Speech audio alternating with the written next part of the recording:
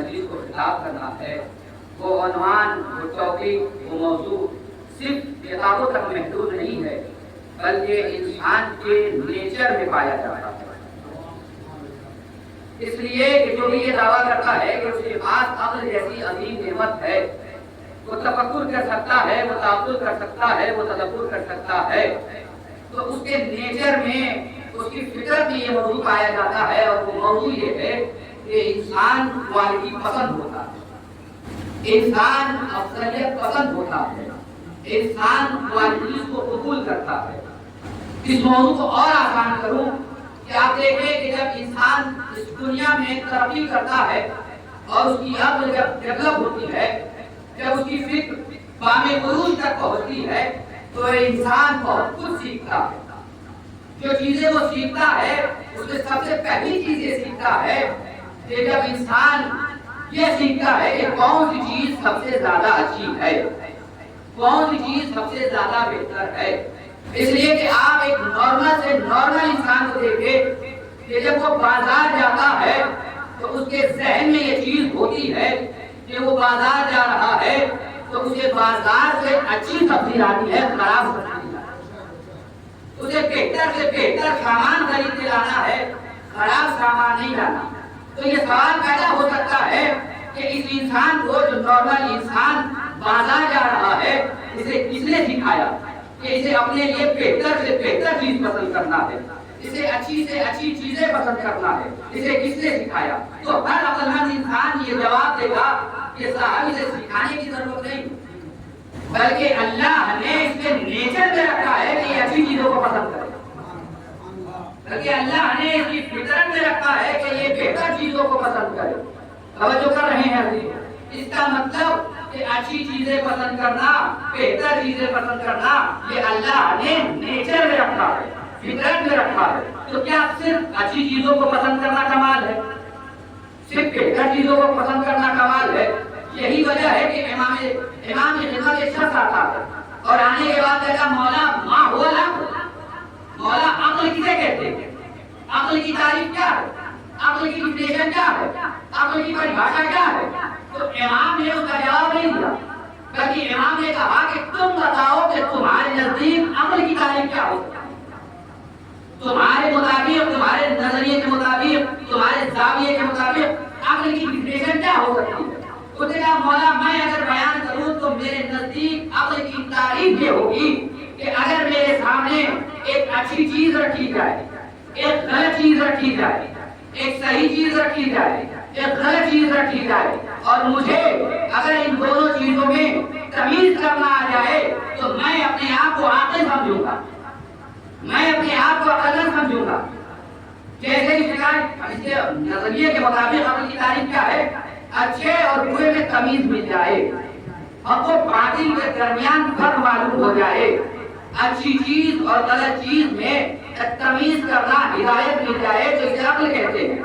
امام نے جیسے ہی یہ جملہ سنا، جواب سنا، امام مسکرائے اور مسکرانے کے بعد ایک جملہ کہا اگر اسی کا نام عقل ہے تو یہ کام تو جانور بھی کر لیتا ہے۔ صرف اچھے اور برے میں تمیز کرنا اگر اسی کو عقل کہتے ہیں تو یہ کام تو جانور بھی کر لیتا ہے۔ اس نے کہا مولا کیا مطلب؟ امام نے کہا سنو، اگر ایک جانور کے سامنے ایک ایسی غذا ڈالی جائے جو اسے کھانے لائق نہ ہو، جو اسے ہضم کرنے لائق نہ ہو، جو اس کے چبانے لائق نہ ہو، جو اسے کھانے لائق نہ ہو، جس میں زہر ملا ہو، تو وہ جانور آئے گا، اسے سونگے گا اور سونگ کر چھوڑ دے گا۔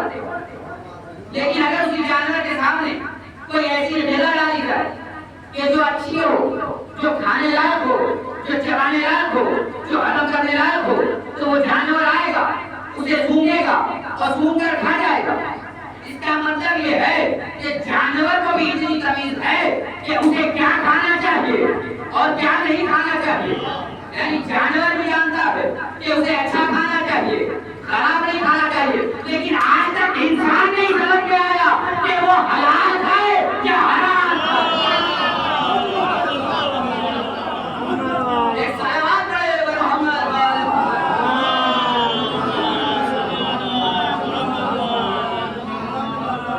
جانور کے لیے تمیز ہے، لہذا جانور جانتا ہے کہ اسے اچھا کھانا ہے، خراب نہیں کھانا. توجہ کیجیے، امام نے کہا اگر اسی کا نام عقل ہے تو پھر یہ تو کام جانور بھی کر لیتا ہے. پھر تمہارے اور جانور کے درمیان فرق کیا رہ جائے گا؟ تمہارے انسان ہونے کا مطلب کیا رہ جائے گا؟ پھر تمہارے اشرف المخلوقات ہونے کا فائدہ کیا رہ جائے گا؟ تو اس نے کہا مولا آپ ہی بتا دیجیے. اب آپ سے بہتر آپ لوگ کو کون سمجھا سکتا ہے؟ مولا آپ ہی بتا دیجیے. امام نے کہا سنو، اللہ نے جتنی بھی مخلوقیں پیدا کی، اللہ نے ہر مخلوق کے نیچر میں، اس کی فطرت میں کچھ نہ کچھ رکھا ہے. اور اتنی تمیز تو ہر ان مخلوق کے اندر اللہ نے رکھا ہے کہ وہ اپنے لیے اچھے اور برے کی پہچان کر سکتے. اللہ نے ہر مخلوق کے اندر اتنی تمیز رکھا ہے کہ وہ اچھے اور برے کی تمیز کر سکے. تو مولا عقل کسے کہتے ہیں؟ عقل کی تعریف کیا ہے؟ کہا کہ جو تم نے تعریف کی ہے اسے فطرت کہتے ہیں. تو عقل کی تعریف کیا ہے؟ عقل کی تعریف یہ ہے کہ دو اچھوں کے درمیان، دو بہتر چیزوں کے درمیان جو سب سے زیادہ بہتر ہو، جو سب سے زیادہ اچھا ہو، اسے ڈھونڈ لینے کا نام عقل ہے. دو اچھی چیزوں کے درمیان جو سب سے زیادہ اچھی چیز ہو، اسے ڈھونڈ لینے کا نام عقل ہے. اب ایک جملہ کہہ رہا ہوں کہ صاحب یہاں تک تو یہ واضح ہو گیا کہ عقل کسے کہتے ہیں؟ دو اچھی چیزوں کے درمیان جو سب سے زیادہ اچھی ہو اسے ڈھونڈ لینے کا نام عقل ہے. اب اگر کسی کے خیال میں یہ آئے کہ صاحب یہ بھی اچھے اور وہ بھی اچھے اور یہ بھی بہتر اور وہ بھی بہتر اور ان کے جیسا بھی کوئی نہیں اور ان کے جیسا بھی کوئی نہیں، دونوں اپنی جگہ پر حق پر ہیں، تو صاحب معاف کیجیے گا، اسے عقل نہیں کہتے بلکہ عقل اسے کہتے ہیں کہ دو اچھوں کے درمیان جو سب سے زیادہ اچھا ہو اسے ڈھونڈ لیا جائے، اسے تلاش کر لیا جائے. اگر زمانہ یہ فیصلہ نہ کر سکے کہ علی اور معاویہ کون حق پر ہے، تو بھائی ان کے لیے ایک جملہ کہتا ہوں، کوئی تفرقے کی بات نہیں، کوئی مسئلہ نہیں، کوئی اختلافی بات نہیں. اگر زمانہ یہ فیصلہ نہ کر پائے کہ معاویہ حق پر ہے یا علی حق پر ہے، معاویہ حق پر ہے یا علی حق پر ہے، تو سب سے زیادہ یہ دیکھنا پڑے گا کہ کون سب سے زیادہ حق پر ہے. اس لیے کہ ہمارا کبھی یہ مزاج نہیں رہا کہ ہم یہ کہیں کہ تو آپس میں نہ پڑے. اس لیے کہ ہمارا کبھی یہ مزاج نہیں رہا کہ ہم یہ کہیں کہ صاحب تو حق آپس میں لڑ پڑے، تو حق آپس میں ٹکرا گئے. اس لیے کہ علی سے حق، علی سے اس کے لیے نبی نے خود کہا العلی الحق الحق مع علی، کہ علی حق کے ساتھ ہیں اور حق علی کے ساتھ ہے. اس سے بڑا حق والا کون ہو سکتا ہے؟ اس کا مطلب یہ ہے کہ جہاں حق ہے وہاں علی ہے، جہاں حق ہے وہاں علی ہے، جہاں علی ہے وہاں حق ہے. تو بھائی یہ جملہ کہہ رہا ہوں، جب جہاں حق ہے وہاں علی ہے اور جہاں علی ہے وہاں حق ہے. اب اگر کوئی اس حق کے مقابلے میں جھنڈا آ جائے، جماعت آ جائے، تو باقی رہ جائے. اب اس حق کے مقابلے میں جو آ جائے وہ باقی کہلائے گا. اس لیے کہ ہمارا مزاج ہی نہیں رہا کہ ایک کو کہیں کہ نہیں صاحب یہ بھی حق پر ہے اور وہ بھی حق پر ہے، یہ بھی اپنی جگہ پر صحیح ہے وہ بھی اپنی جگہ پر. ہمارا کبھی مزاج ہی نہیں رہا. اس لیے کہ ہم کبھی قاتل کو بھی رضی اللہ نہیں کہتے اور کبھی مقتول کو بھی رضی اللہ نہیں کہتے.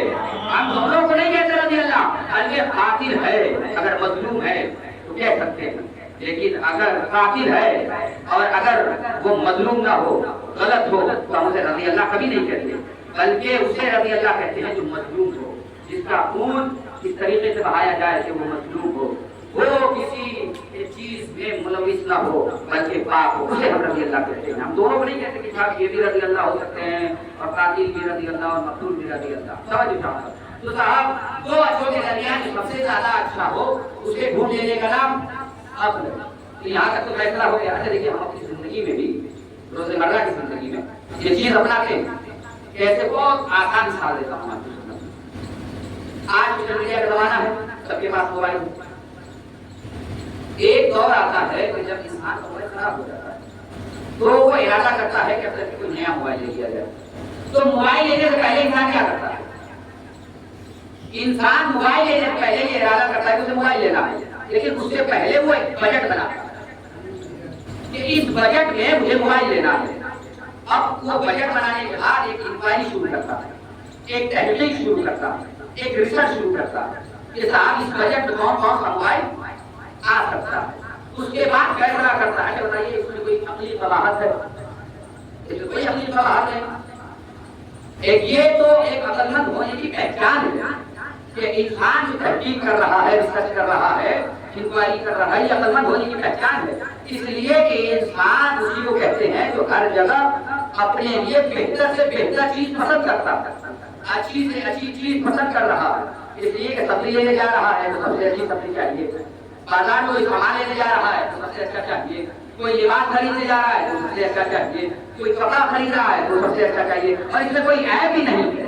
لیکن مجھے ایک چیز پر اس امت سے شکایت یہ ہے کہ جو انسان دنیا کے معاملے میں بہتر سے بہتر چیز پسند کرنے کی کوشش کرتا ہے، جب بات دین کی آتی ہے تو پھر بہتر پسند نہیں کرنے کی کوشش کرتا. دین دنیا کے معاملے میں جب ہمیں اور آپ کو دنیا کی اتنی فکر ہے کہ صاحب ہم ہر وہ چیز پسند کرتے ہیں دنیا میں کہ جو ہمارے لیے اچھی ہو، بہتر سے بہتر چیز پسند کرتے ہیں. لیکن جیسے ہی دین کے معاملے میں آتے ہیں ہم یہ طریقہ بھول جاتے ہیں، ہمیں دنیا کی اتنی فکر ہے تو ہمیں دین میں بھی خلیفہ اسے ماننا چاہیے جو سب سے اچھا ہو، رہبر اسے ماننا چاہیے جو سب سے اچھا ہو، قائد اسے ماننا چاہیے جو سب سے اچھا ہو، امام اسے ماننا چاہیے جو سب سے اچھا ہو، رہبر اسے ماننا چاہیے جو سب سے اچھا ہو، عالم اسے ماننا چاہیے جو سب سے زیادہ عالم ہو، نماز اس کے پیچھے پڑھنی چاہیے جو سب سے اچھی نماز پڑھائے. اب تاریخ سے کیا انسان شکوہ کرے کہ کسے سب سے اچھا ڈھونڈنا چاہیے یا کسے سب سے اچھا تلاش کرنا چاہیے. اگر انسان اپنی تاریخ میں بھی دیکھے کہ کون سب سے اچھا ہے، کون سب سے بہتر ہے، تو کم سے کم اسے مان لو کہ جسے پوری دنیا اچھی کہتی نظر آئے، کم سے کم اسے مان لو کہ جسے پوری دنیا اچھی کہتی نظر آئے، کم سے کم اسے اپنا امام مان لو کہ جس کی امامت پر قرآن کی آیات مل جائے، کم سے کم اس کے پیچھے نماز پڑھو کہ جس کی نماز میں حالت نماز میں اگر زکات دی جائے تو آیت آ جائے، کم سے کم اسے قائد مانو کہ جس کی قیادت پر تمام مسلم جمع ہو جائے، کم سے کم اس کی رہبری کو تسلیم کرو کہ جس کی رہبریت کا اعلان کھلے میدان میں کیا جائے، کم سے کم اسے خلیفہ مانو کہ جس کے دروازے پر امت کو مجبور ہو کر آنا پڑے. ایک سلوات پڑھے محمد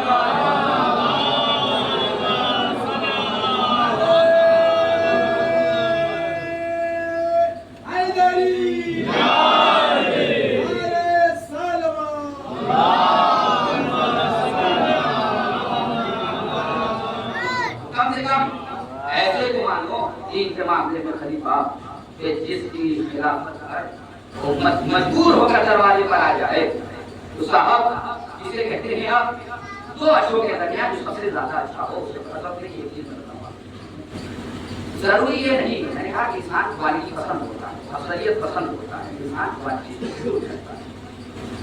ضروری نہیں ہے کہ ہماری پسند اور آپ کی پسند نہیں کرے یا آپ کی پسند ہماری پسند نہیں کرے، یہ ممکن نہیں. دیکھیے دنیا کے معاملے میں یہ طریقہ تو چل سکتا ہے کہ ہماری اور آپ کی پسند ایک دوسرے سے مختلف ہے، لیکن دین کے معاملے میں یہ اختلاف جائز نہیں ہے. دین کے معاملے میں ہمیں وہی پسند کرنا ہے جو اللہ ہمارے لیے پسند کرے.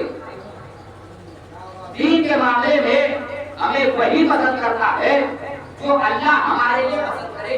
یہ دنیا کے معاملے میں تو اختلاف چل سکتا ہے کہ ہماری پسند آپ کی پسند سے ملے اور آپ کی پسند ہماری پسند سے میچ نہ کرے، لیکن دین کے معاملے میں ضروری ہے کہ ہمیں وہی پسند کرنا ہے کہ جو ہمارے لیے خدا پسند کرے. تو ہمیں وہی پسند کرنا ہے. صلوات پڑھیں محمد علیہ.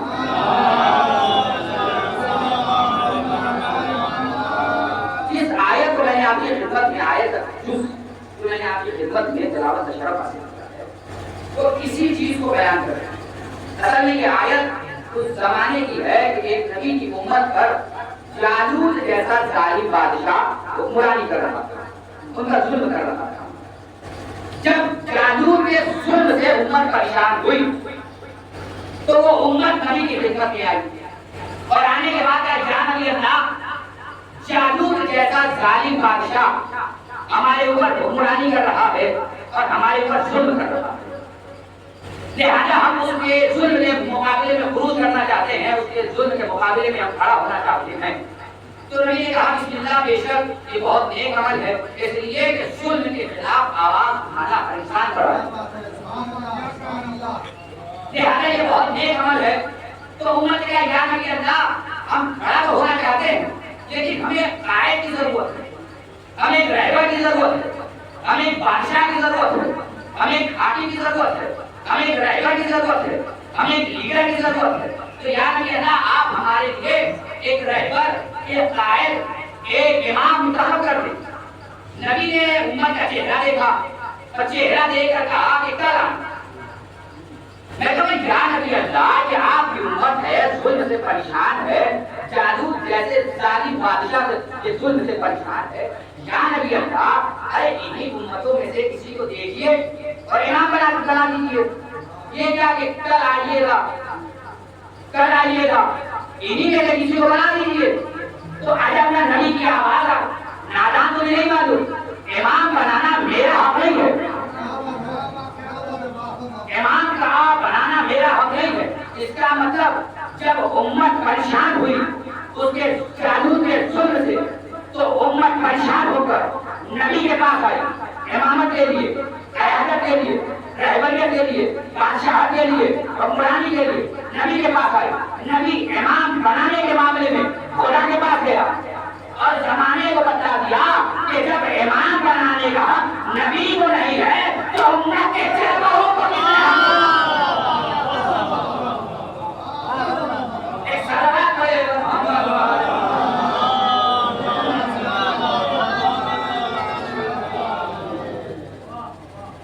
جب امام بنانے کا حق، حاکم بنانے کا حق نبی کو نہیں ہے تو یہ امت کے چرواہوں کو کس نے حق دے دیا؟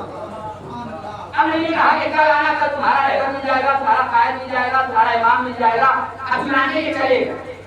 جب صبح ہوئی، جب سورج طلوع ہوا، جب سورج نکلا تو یہ امت دوبارہ نبی کی خدمت میں آئی اور آنے کے بعد کہا یا نبی اللہ، کیا آپ نے ہمارے لیے قائد بنا دیا؟ کیا آپ نے ہمارے لیے امام بنا دیا؟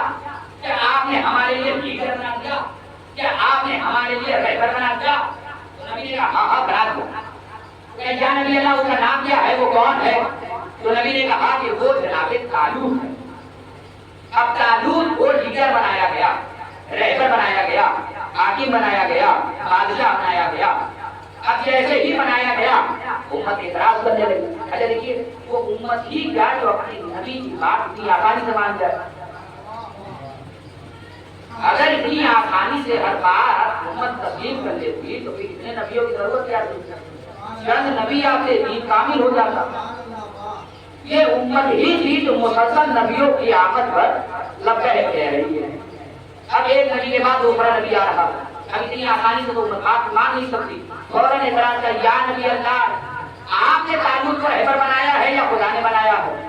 تو نبی نے کہا کہ میں نے نہیں بنایا بلکہ اللہ نے بنایا ہے تمہارے لیے لیڈر، میں نے بس اعلان کیا۔ تو نبی نے اعلان کیا، امت کہہ رہی یا نبی اللہ، جب اللہ نے بنایا ہے تو طالوت کے اندر کوئی کوالٹی ہوگی، کوئی خاصیت ہوگی، کوئی کمال ہوگا، کوئی صفات ہوگی کہ جس کی بنیاد پر طالوت کو رہبر بنایا گیا اور ہمیں بنایا نہیں گیا۔ یعنی ہر زمانے میں آپ تاریخ آدم سے دیکھ لیجیے، جب رہبر، جب کوئی امام بن رہا ہے، جب کوئی خلیفہ بن رہا ہے، ہر امت خواہش کرے کہ ہم میں سے کیوں نہیں، ہم بھی تو قائد تھے اس کے، ہمیں بھی رہبر بنا دیتے۔ لیکن یہ امت کہہ رہی ہے یا نبی اللہ، اگر اللہ نے بنایا ہے طالوت کو رہبر، حاکم، بادشاہ، تو ان کے اندر کوالٹی کیا ہے، ان کے اندر کمال کیا ہے، ان کے اندر وہ عظمت، وہ صفات کیا ہے؟ تو نبی نے کہا کہ میں نے تو بنایا نہیں ہے، اللہ نے بنایا ہے۔ تو میں اللہ ہی سے پوچھ کے بتاؤں گا کہ طالوت کے اندر ایسی کیا کوالٹی تھی کہ جس کی بنیاد پر طالوت کو رہبر بنایا گیا، لیڈر بنایا گیا، قائد بنایا گیا۔ اب جو میں نے آیت آپ کی خدمت میں بیان کی ہے، یہی آیت اس گفتگو کو بیان کر رہی ہے کہ بسم اللہ الرحمن الرحیم، قال ان اللہ اصطفاہ علیکم وزادہ بسطۃ فی العلم والجسم، کہ طالوت کو رہبر چن لیا گیا، طالوت کو حاکم چن لیا گیا، طالوت کو امام چن لیا گیا، لیڈر چن لیا گیا، اس لیے کہ پوری امت میں طالوت کے جیسا کوئی عالم نہیں، طالوت کے جیسا کوئی عالم نہیں، اور طالوت کے جیسا کوئی بہادر نہیں۔ یعنی طالوت کو اللہ نے اس بیس پر بنایا، علم کے بیس پر، شجاعت کے بیس پر، بہادری کے بیس پر۔ یعنی طالوت جو رہبر بن رہے ہیں، حاکم بن رہے ہیں، امام بن رہے ہیں، قائد بن رہے ہیں، لیڈر بن رہے ہیں، وہ کس بیس پر بن رہے ہیں؟ علم کے بیس پر، شجاعت کے بیس پر، بہادری کے بیس پر۔ اس لیے کہ پوری امت میں طالوت کے علم کے مقابلے میں کوئی موجود نہیں، اور طالوت کی شجاعت کے مقابلے میں کوئی شجاع نہیں، تو طالوت کو اس بیس پر بنایا گیا۔ اور یہ واقعہ کب کا ہے، یہ داستان کب کی ہے؟ یہ ہمارے زمانے کے پیغمبر کی حیات سے بہت پہلے کی داستان ہے، جسے قرآن بیان کر رہا ہے، اور قرآن ماضی کے قصے صرف رٹنے کے لیے نہیں بیان کر رہا۔ قرآن ماضی کے قصے اس لیے نہیں بیان کرتا کہ آپ صرف رٹ کے آگے بڑھ جائیے، سرسری نظر ڈالیے، عبارات پڑھیے اور آگے بڑھ جائیے، بلکہ اس لیے بیان کرتا ہے کہ اس ماضی کے قصے اور ماضی کی داستانوں کو انسان پڑھے اور اپنا مستقبل بہتر بنائے، اپنا حال بہتر بنائے، اپنا مستقبل بہتر بنائے۔ تو جب قرآن نے یہ دعویٰ کیا ہے کہ ہم نے طالوت کو رہبریت اس لیے عطا کی، لیڈرشپ اس لیے عطا کی کہ پوری امت میں ان کے جیسا کوئی بہادر نہیں تھا، ان کے علم کے مقابلے میں کوئی عالم نہیں تھا، تو بھائی یہ قاعدہ، یہ کلیہ تو ہمارے یہاں بھی، ہمارے پیغمبر کے زمانے میں بھی۔ تو جب ایک چیز کہ جب بعد پیغمبر امت کو یہ ضد ہوئی کہ ہم اپنے لیے لیڈر بنائیں گے، اپنے لیے حاکم بنائیں گے، تو کم سے کم اس امت کو ایسے انسان کو چننا چاہیے تھا کہ جس کے علم کے مقابلے میں کوئی موجود نہ ہو، کہ جس کی شجاعت کے مقابلے میں کوئی موجود نہ ہو، ایسے کو چننا چاہیے تھا۔ لیکن ہمیں کوئی اعتراض نہیں، ہمیں کوئی اختلاف نہیں، آپ نے جس کی چاہی اس کی اتباع کی، آپ نے جس کی چاہی اس کی اتباع کی، آپ نے جسے چاہا اسے بنایا، آپ نے جس کی خلافت کا اقرار کیا، تسلیم کیا۔ لیکن بعد پیغمبر، بعد سرکار، اگر کسی قوم نے اس آیت پہ عمل کیا تو بس ایک قوم نظر آتی ہے کہ جو بعد سرکار اس آیت پر عمل کرتی نظر آتی ہے۔ ہم نے علی کو بعد سرکار اس لیے اپنا حاکم اور لیڈر مانا کہ ان کے علم کے مقابلے میں کوئی موجود نہ تھا، ان کی شجاعت کے مقابلے میں کوئی شجاع موجود نہ تھا۔ خود اگر علی کے علم کی بات آئی تو نبی نے کہا انا مدینۃ العلم علی بابها، کہ میں شہر علم ہوں، علی ان کے دروازہ ہے۔ اور جب علی کی شجاعت کی بات آئی تو جبرائیل جنگ میدان میں یہ قصیدہ پڑھتے نظر آئے، لا فتح الا علی، لا سیف الا باللہ۔ ایک صلوات پڑھے محمد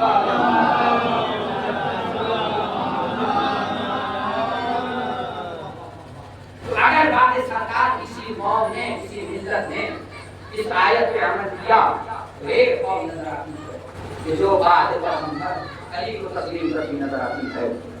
اور جب مجھے علم کی بات آئی تو نبی نے خود کہا انا مدینۃ العلم وعلی بابها، اور جب مجھے شجاعت کی بات آئی تو خود جبرائیل قصیدہ پڑھتے نظر آئے جنگ کے میدان میں، لا فتح الا علی، لا سیف الا باللہ۔ تو ہم نے تسلیم کیا علی کو، ہم نے مانا علی کو۔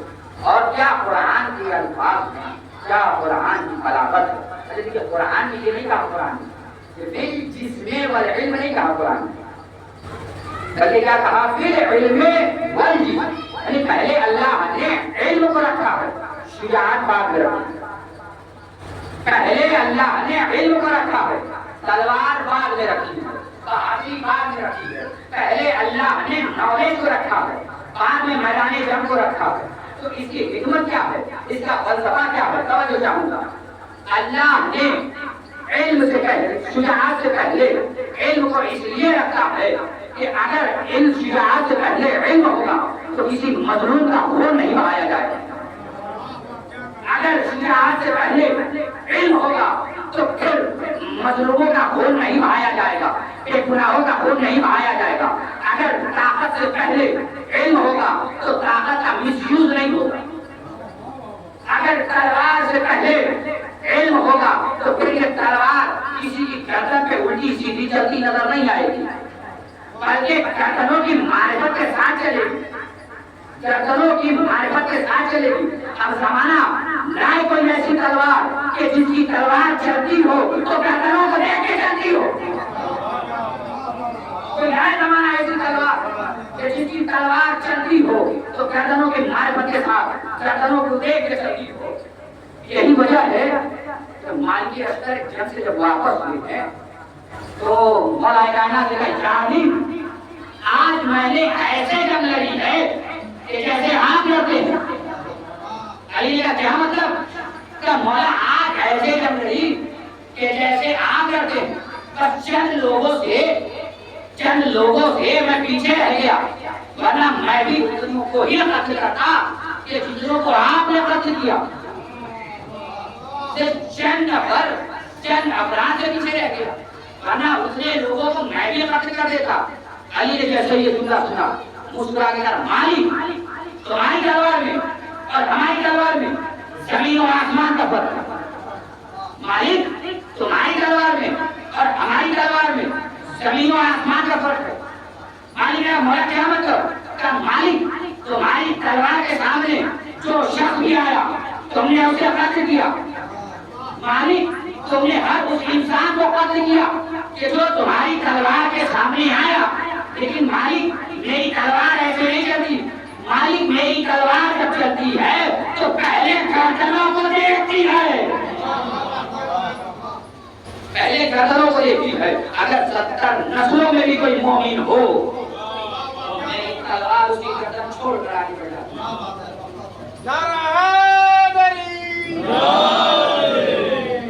مالک جب میری تلوار چلتی ہے تو پہلے اس کی نسلوں میں 70 نسلوں کو دیکھتی ہے، کیا اس کی نسل میں کوئی مومن ہے؟ اگر ایک مومن بھی ہو تو میری تلوار آگے بڑھ جاتی ہے، اس کی گردن چھوڑ دیتی ہے۔ تو ایک مومن کا معیار یہ ہے اور اس کی عظمت یہ ہے کہ ایک مومن کے بدلے 70 گنہگاروں کو بخش دیا جاتا ہے، 70 گنہگاروں کو بخش دیا جاتا ہے۔ تو جب ایک مومن 70 گنہگاروں کو بخشوا سکتا ہے تو اب اگر امیر المومنین پوری امت کو بخشوا دے تو ہے کیا؟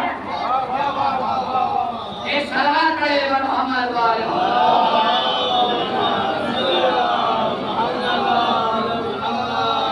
نسلوں کو دیکھ کر چلتی ہے علی کے ذوالفقار۔ ارے یہ ذوالفقار کہاں نازل ہوئی؟ جنگ کے میدان میں، اور جب نازل ہوئی ہے تو کیفیت کیا ہے؟ علی اپنی تلوار سے جنگ لڑ رہے تھے کہ کسی اثنا میں علی کی تلوار ٹوٹی، اور جب علی کی تلوار ٹوٹی ہے تو علی ٹوٹی ہوئی تلوار سے جنگ لڑ رہے تھے۔ میں کہا مولا آپ کی تلوار ٹوٹی ہے، جنگ کے میدان میں ہے، آپ اس ٹوٹی ہوئی تلوار سے کب تک کس سے لڑیے گا؟ مولا جو آپ کے مد مقابل آ رہا ہے اسے زیر کیجیے، اسے تلوار چھین لیجیے اور اس ساری تلوار سے جنگ لڑیے۔ اگر آپ یہ نہیں کر سکتے کہ آپ تلوار کے ساتھ اور آپ کا دشمن بھی ہتھا ہو، اگر آپ کو یہ گوارا نہیں تو پھر آپ نے جن لوگوں کو قتل کیا ہے اور ان کی تلوار پڑی ہوئی ہے، ان کی تلوار اٹھا لیجیے، تب تک ٹوٹی ہوئی تلوار سے جنگ لڑیے گا۔ اگر آپ ان کی تلوار نہیں اٹھا سکتے تو بھاگتی ہوئی صحابیہ سے مانگ لیجیے، توجہ کیجیے، بھاگتی ہوئے صحابیہ سے مانگ لیجیے، بھاگتے ہوئے مسلمانوں سے مانگ لیجیے، اس لیے کہ ان کے کام تو تلوار آنے والی نہیں، تو ان سے مانگ لیجیے۔ تو تب تک ٹوٹی ہوئی تلوار سے لڑیے گا۔ آج علی کی آواز ہے نادان، یہ ہاتھ کوئی معمولی ہاتھ نہیں، یہ ہاتھ کوئی معمولی ہاتھ نہیں، اصول کہہ رہا ہوں، یہ ہاتھ کوئی معمولی ہاتھ نہیں، بلکہ یہ ہاتھ جب نہ ہو، یہ ہاتھ جب نہ ہو، یہ ہاتھ جب نہ ہو اور جب نہ ہمیں اللہ ہی کی تلوار اچھی لگتی ہے، اور یہ اللہ ہمیں اللہ ہی کی تلوار اچھی لگتی ہے۔ اب وہاں سے جبرائیل تلوار کے ساتھ نازل ہوئی، اور ساتھ صرف تلوار لے کر نازل نہیں ہوئی بلکہ تلوار کے ساتھ ساتھ قصیدہ بھی لے کر آئے، لا فتح الا علی، لا سیف الا ذوالفقار، کہ کوئی جوان نہیں کوئی بہادر نہیں، کوئی شجاع نہیں سوائے علی کے، اور کوئی تلوار نہیں سوائے ذوالفقار کے۔ اچھا دیکھیے جنگ کے میدان میں قصیدہ لے کر نازل ہو رہے ہیں جبرائیل۔ میں کہوں گا اے جبرائیل اگر آپ ذوالفقار لا رہے ہیں تو ذوالفقار کا تعارف لیجیے، علی کا تعارف کرنے کی کیا ضرورت ہے؟ اس لیے کہ میدان جنگ میں کوئی قصیدہ نہیں سنتا، جنگ لڑتا۔ تو اے جبرائیل آپ تلوار لائیے، اور اگر لا رہے ہیں تو تلوار کا تعارف کرائیے۔ اگر آپ مارکیٹ میں کرتے ہوئے بازار رہتے ہوں گے تو آپ اس چیز کو سمجھیں گے کہ اگر انسان کوئی پروڈکٹ بیچ رہا ہوتا ہے تو انسان اس پروڈکٹ کا تعارف کرتا ہے، اس کی مارکیٹنگ کرتا ہے۔ ایسا نہیں ہے کہ اسے یوز کرنے والے کا بھی تعارف کیا، ضروری نہیں ہے۔ انسان پروڈکٹ کا تعارف کرتا ہے، اس کے بارے میں بیان کرتا ہے کہ یہ چیز کھٹی ہے، میٹھی ہے، تیکھی ہے، چٹپٹی ہے، اس پروڈکٹ کے بارے میں بیان کرتا ہے، اس کے یوز کرنے والے کے بارے میں بیان نہیں کرتا۔ توجہ چاہوں گا، آج ہم نے جبریل کی آواز آئے نادان تمہیں نہیں معلوم، یہ کام ہے آسمانی، لہذا کام بھی ایسے ہوگا کہ ایک تاریخ بن جائے، ایک تاریخ بن جائے۔ کیا مطلب؟ جبرائیل آواز دیں گے، نادان یہ آسمانی کام ہے کہ جہاں مجمع کو دکھایا بھی جاتا ہے اور کہہ کے سنایا بھی جاتا ہے، جہاں مجمع کو دکھایا بھی جاتا ہے اور کہہ کے سنایا بھی جاتا ہے۔ کیا مطلب؟ کہا سنو، جیسے ذوالفقار نازل ہوئی تو مجمع کو دکھایا بھی گیا، لاپتہ کا قصیدہ سنایا بھی گیا، ایسے ہی غدیر کے میدان میں مولا کو دکھایا بھی گیا، من کو جو مولا کہہ کے سنایا۔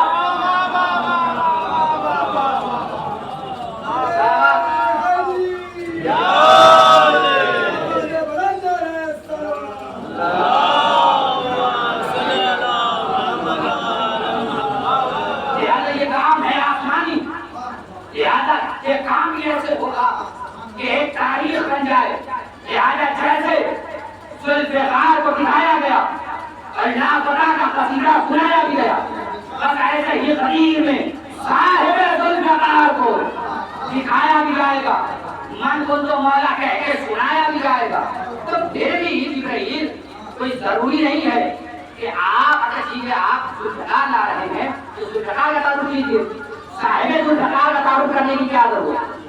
توجہ صاحب ذوالفقار کا تعارف کرنے کی کیا ضرورت ہے کہ کوئی جوان نہیں، کوئی بہادر نہیں، کوئی شجاع نہیں سوائے علی کے، آپ صرف ذوالفقار کا تعارف کیجیے۔ اگر جبریل کی آواز آئے نادان تمہیں یہ بھی نہیں معلوم، ارے یہ ذوالفقار کوئی معمولی تلوار نہیں بلکہ یہ تلوار اس کے کارخانے سے بن کر آئی ہے، اس کے کارخانے سے بن کر آئی ہے، اور یہ ذوالفقار کوئی معمولی تلوار نہیں ہے۔ اس لیے کہ میں چاہ تو رہا تھا کہ صرف ذوالفقار کا تعارف کیا جائے، لیکن میں مجبور ہوں کہ ذوالفقار کے ساتھ ساتھ صاحب ذوالفقار کا بھی تعارف کیا جائے۔ جبرائیل کیا مطلب؟ کیا تم سمجھے نہیں؟ ارے کوئی کائنات کا کوئی کلام ہو، کوئی گفتگو ہو، کوئی بحث ہو، کوئی کلام ہو، کوئی سبق ہو، کوئی کمال ہو، کوئی عظمت ہو، ساری یہ چیزیں بغیر نام علی اور بغیر ذکر علی کے مکمل نہیں ہو سکتی۔ کائنات کوئی فضیلت، کوئی کمال، کوئی کلام، کوئی عظمت مکمل نہیں ہو سکتی جب تک کہ علی کا تذکرہ نہ ہو جائے، جب تک علی کا ذکر نہ ہو جائے، جب تک علی کا نام نہ ہو جائے۔ کیا مطلب؟ اگر کائنات کی کسی فہرست سے نام علی کو ہٹا کر دیکھ لیجیے، اگر وہ فہرست آدھی نظر نہ آئے، ادھوری نظر نہ آئے تو مان لیجیے گا، لیکن کائنات کی ہر فہرست جس میں ذکر علی، نام علی کو شامل کرنا ہی پڑے گا۔ اگر فہرست علماء میں علی کو دیکھا جائے تو علی صاحب مدینۃ العلم ہے، اگر فہرست ملائکہ میں علی کو دیکھا جائے تو علی معلم ملائکہ ہے، اگر فہرست انبیاء میں علی کو دیکھا جائے تو علی آدم کا علم ہے، نوح کا تقویٰ ہے، ابراہیم کی خلت ہے، موسیٰ کی ہیبت ہے، عیسیٰ کا صحبت ہے، یوسف کا جمال ہے، محمد کا کمال ہے۔ انبیاء میں علی کو دیکھا جائے تو علی مشکل کشائے انبیاء ہے، اگر فہرست اولیاء میں علی کو دیکھا جائے تو علی سید الاولیاء ہے، اگر فہرست اولیاء میں علی کو دیکھا جائے تو علی سید الاولیاء ہے، اگر فہرست متقین میں علی کو دیکھا جائے تو علی امام المتقین، اگر فہرست مسلمین میں علی کو دیکھا جائے تو علی امام المسلمین ہے. اگر فہرست دنیا کی فہرست میں دیکھا جائے, اگر کائنات کی فہرست میں دیکھا جائے تو علی امیر کائنات ہے.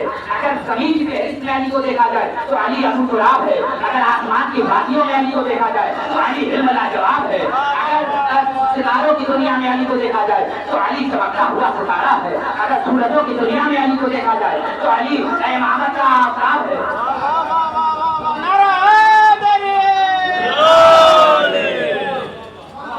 اگر سورجوں کی دنیا میں علی کو دیکھا جائے تو علی امامت کا ابھرتا ہوا آفتاب ہے. اگر جنتوں کی فہرست میں علی کو دیکھا جائے تو علی مالک جنت ہے. یعنی ہر لسٹ ہر فہرست نام علی سے بھرپور ہے. نام علی سے تذکرہ علی سے بھرپور ہے. کوئی جگہ ایسی نظر نہیں آئے گی جہاں ذکر علی نہ ہو, جہاں نام علی نہ ہو, جہاں علی موجود نہ ہو. ہر جگہ علی موجود ہوں گے. جنت سے لے کر کوثر تک, کوثر سے لے کر میزان تک, میزان سے لے کر صراط تک, صراط سے لے کر قبر تک, قبر سے لے کر حساب تک, حساب سے لے کر کتاب تک, کتاب سے لے کے نشر تک, نشر لے کے نشر تک. ہر جگہ علی ملیں گے. جنت کے علی ملیں گے, جنت کے طرف بھی علی ملیں گے. اب علی سے اتنی ہی پرابلم ہے, اگر علی سے اتنی ہی دشمنی ہے, اگر علی سے اتنا ہی بغض ہے تو بس ایک جگہ ہے کہ جہاں علی نہیں ہوں گے.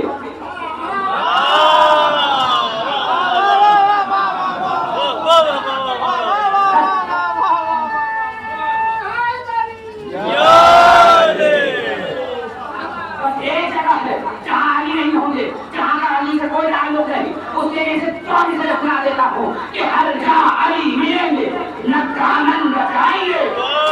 علی سے ہے تو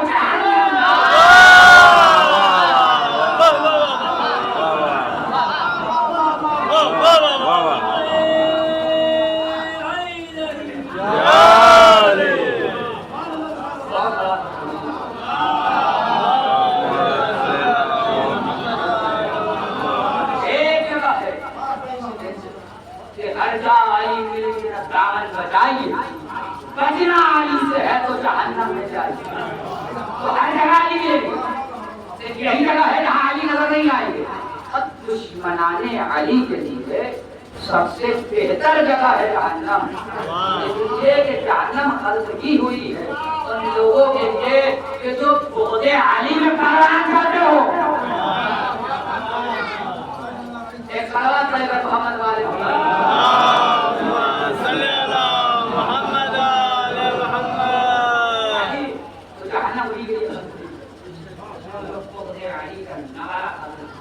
کہ جو بغض علی میں پروان کرتے ہوں, جو بغض علی میں اپنی زندگی بسر کرتے ہوں.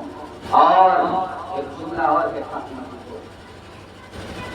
علی کسی سید سجاد نے جو خطبہ دیا ہے شان کے دربار میں کہا ہے کہ 6 چیزیں مجھے ایسی عطا کی گئی, ہمیں ایسی چیزیں عطا کی گئی, 6 چیزیں کہ دنیا میں کسی کو عطا نہیں کی گئی. اس میں سے ایک یہ ہے کہ مومنین کے قلوب میں ہماری محبت کو اللہ نے رکھا ہے. تو اس میں سے ایک چیز امام بیان کرتا ہے, ہماری محبت کو مومنین کے دلوں میں رکھا گیا ہے. اور جو دل ان کی محبت سے خالی ہو وہ جہنم میں جائے, آگ بھڑکتی ہوئی آگ میں جلائے جائیں گے. اور جن لوگوں نے ان ائمہ کو قتل کیا ہے اور ان کی قتل میں شامل ہیں وہ بھی اسی جہنم کی بھڑکتی ہوئی آگ میں جلائے جائیں گے. لیکن ارباب اللہ آپ نے جو مجھے وقت ملا تھا اور وہ وقت مکمل تھا.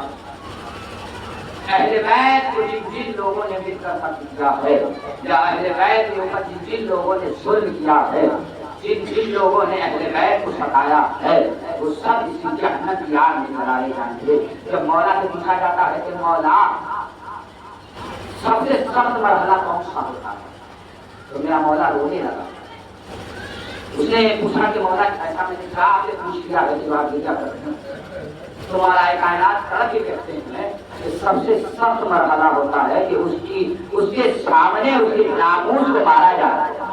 آئے میرے مولا کی نگاہوں کے سامنے شہزادی کو کمال دے, شہزادی کمال کو کمال دے رہے گئے. لیکن ارباب اللہ خود حسنین کے سامنے شہزادی کو کمال دے رہے گئے. اور یہ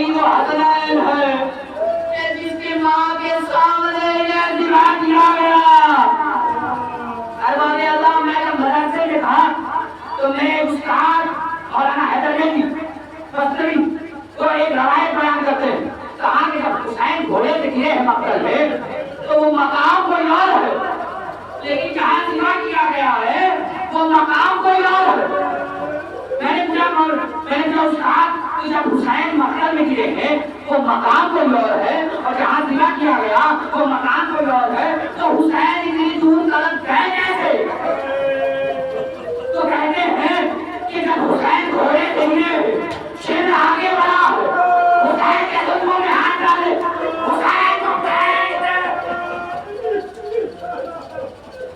حسین کو اس مقام پر لے کر گیا کہ حسین کو ذمہ کیا۔ بس ایک جگہ مسائل کا پڑھتا ہوں، حسین جب اس مقام پر پہنچے کہ جہاں شیر حسین کو ذمہ کرنے کے لیے تیار ہے، ارے حسین کو لٹانے کے بعد شیر حسین کے سینے میں سوار ہوا، سوار ہونے کے بعد خود خنجر سے چاہتا کہ سر کو ختم کرے، لیکن ارباب اللہ وہ خنجر حسین کے سوکھے گلے میں نہیں چلتا۔ ارے جب شیر نے یہ منظر دیکھا، ارے حسین کو ہوش کے دانے دکھایا، ہوش کے دانے دکھانے کے بعد شیر حسین کے پشت میں سوار ہوا، ارباب اللہ ارے شیر حسین کے گردن پہ خنجر نہیں بھیجے، سر کے سر میں بات